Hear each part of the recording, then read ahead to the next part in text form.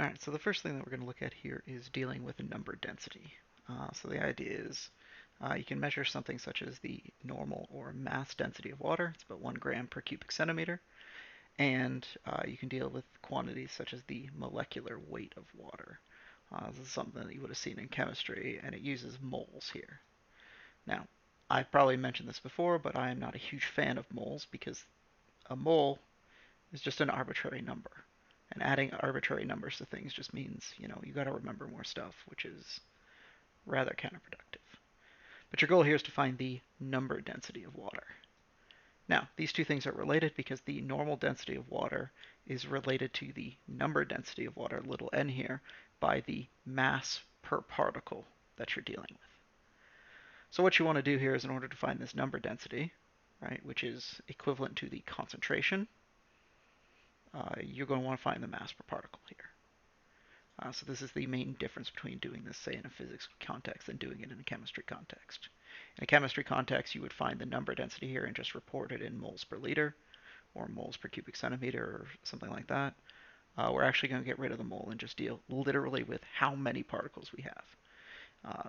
With the second example we're going to do today, you're going to see probably why having the number density or the actual physical number of particles that you got is a fair bit easier when it comes to problem solving than having to deal with moles, because there's quite a number of tricks that you can use. Now, with that being said, how do we do this? Well, I'm actually going to start by finding the mass per particle. Now, how we're going to do this is this 18 grams per mole, this molecular weight, is actually the mass per particle itself. But what we're going to do here is we're going to do a conversion to find how much mass each particle has. And how we're going to do this is we're literally going to take moles and we're going to replace it with the arbitrary number that it represents, like so. So what you can do here is you can literally just take 18 grams and divide it by Avogadro's number there, right? So what the mole represents, and you will get the mass per particle. The mass per particle for this is 2.989 times 10 to the negative 23 grams. What this tells you is it tells you exactly how much mass each water molecule has. Now, we can put this all together into our density equation, in which our density is the mass per particle times n. Here we're told that we have a density of 1 gram per cubic centimeters. And this is going to be equal to our mass per particle, which is 2.989 times 10 to the negative 23 grams. And this is going to be multiplied by the number density that we're trying to find. Now, you can simply divide out both sides. What you'll notice here is the grams will cancel.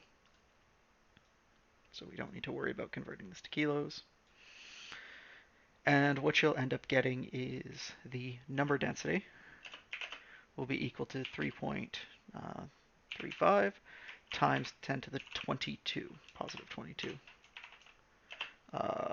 per cubic centimeter. Basically what this is telling you is there's about 3.55 or 3.35 times 10 to the plus 22 individual atoms per every cubic centimeter of material. This number density here is actually rather useful for determining things such as the amount of space each particle takes up, and can be used to find things such as the average distance between particles very, very quickly, like so. Now, you may have left this in moles in other courses, but a proper number density refers literally to how many particles you have, and it doesn't involve extra constants such as the mole.